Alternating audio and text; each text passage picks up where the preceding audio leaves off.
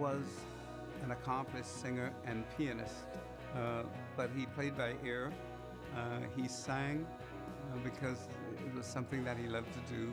For decades, Johnny Mathis was the voice everyone knew, yet few truly understood. He's sold over 360 million records, but behind those smooth ballads and stunning performances was a life full of drama, struggle, and shocking secrets. What if I told you that this legendary singer, who crooned his way into the hearts of millions, once had to dodge bullets on stage, faced racist threats that could have ended it all, and battled an addiction that nearly destroyed him?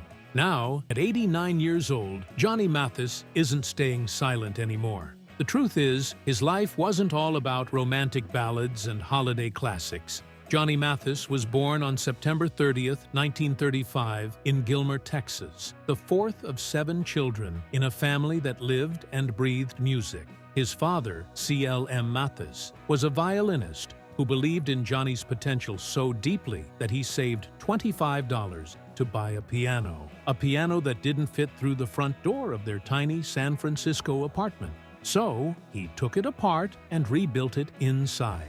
That's how much he believed in his son. Johnny's early life was steeped in music. Growing up in the Fillmore district, a neighborhood brimming with cultural energy, Johnny's love for singing was ignited. By 8 years old, he was performing at church, school events, and family gatherings, his father often acting as his first teacher. But it wasn't just about music. Johnny was an athlete, too. At George Washington High School, he dominated basketball and track. And while attending San Francisco State University on an athletic scholarship, he set a high jump record just 2 inches shy of the Olympic record. But the moment that would change everything came during a jam session at the Black Hawk nightclub in 1955.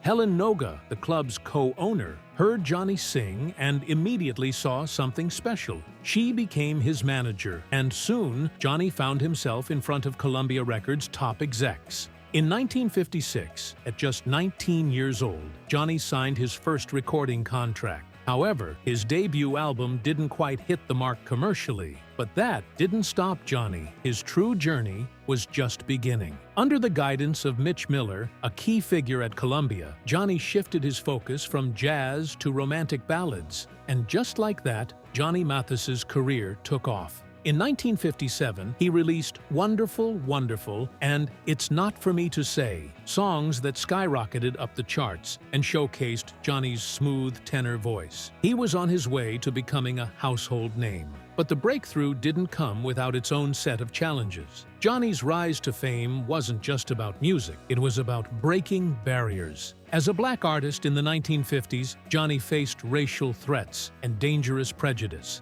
Can you imagine being warned that someone would shoot you if you stepped on stage and still deciding to perform anyway? That was Johnny Mathis, brave, unbroken, and determined. His struggles didn't stop there. In the segregated South, Johnny couldn't stay at the same hotels as his white bandmates. He was forced to stay in the black-only part of town in Las Vegas, even though he was headlining some of the biggest venues in the city. Despite these painful realities, Johnny's success was undeniable. And let's be clear, he didn't just break through the racism, he changed the game. His success, alongside other trailblazing black performers, pushed the boundaries, opening doors for future generations. But there was another battle Johnny had to fight, one that was personal. In 1964, after a decade of success with the Noga family managing him, Johnny made a tough decision that would reshape his career. The split wasn't just business, it was emotional, a result of mismanagement, financial strain, and a realization that he wasn't seeing the rewards he deserved. With his career at a crossroads, Johnny Mathis found himself at a turning point, ready to take control of his own destiny. And the drama doesn't stop there. Behind the polished image and the smooth vocals, Johnny Mathis was dealing with addiction, another part of his story that had remained hidden for so long. What drove him to those dark moments? And how did he find the strength to overcome them? These questions and more are at the heart of the untold story of Johnny Mathis, a man who, despite everything thrown at him, continued to rise, record, and perform. So what's next for this iconic figure? After everything, racial threats, addiction, heartbreaking business splits, how did Johnny Mathis continue to captivate audiences across the world? Stay tuned, because the next chapter in Johnny Mathis's life will shock you more than you ever expected. Johnny Mathis's journey has been nothing short of remarkable, with his smooth, velvety voice becoming the soundtrack of generations. However, behind the fame, the glitz, and the chart-topping hits, Johnny faced personal challenges that would have broken lesser artists. From the very beginning, Johnny's career was shaped by a series of dramatic twists and turns. He was an artist who not only had to navigate the pressures of fame, but also the intense racial discrimination of the 1950s and 60s. Despite his immense talent, Johnny's journey was far from easy. The 1960s were a defining period for Mathis, both personally and professionally. After a public legal battle with his former managers, Helen and John Noga, Johnny faced a bitter split that forever altered his relationship with them. The lawsuit was more than just a business dispute, it was a fight for control. At just 29 years old, Johnny founded his own production company and later his own record label, a bold move in an industry where artists rarely held such power. But despite his new business independence, the stress of the lawsuit, combined with a relentless touring schedule, took a toll on his health, and addiction to sleeping pills followed. The drugs initially helped him perform at an unthinkable pace, but soon Johnny found himself at the mercy of an addiction that nearly derailed his career. In the face of these struggles, Johnny showed the world his true resilience. A turning point came when Nancy Reagan, then First Lady, stepped in to help him with his addiction. Her intervention led him to a rehabilitation center that changed his life. This moment marked the beginning of a new chapter for Johnny, one in which he leaned on his family, faith, and a renewed commitment to his music. Johnny's smooth, romantic ballads, like Misty and Chances Are, were timeless classics,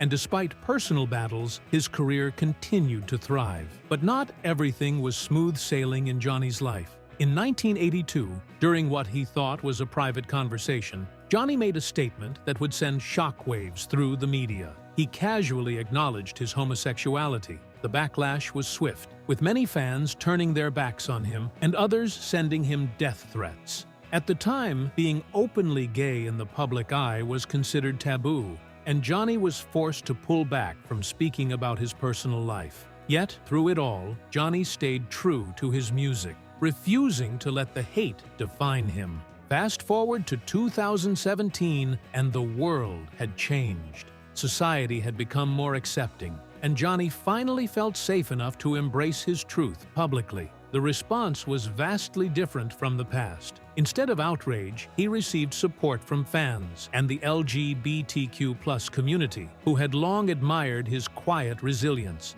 Johnny had inadvertently become a symbol of hope for so many who were struggling with their own identities. Even as his personal life made headlines, Johnny's career flourished. In the late 70s, he experienced a major comeback thanks to his duet with Denise Williams on Too Much, Too Little, Too Late.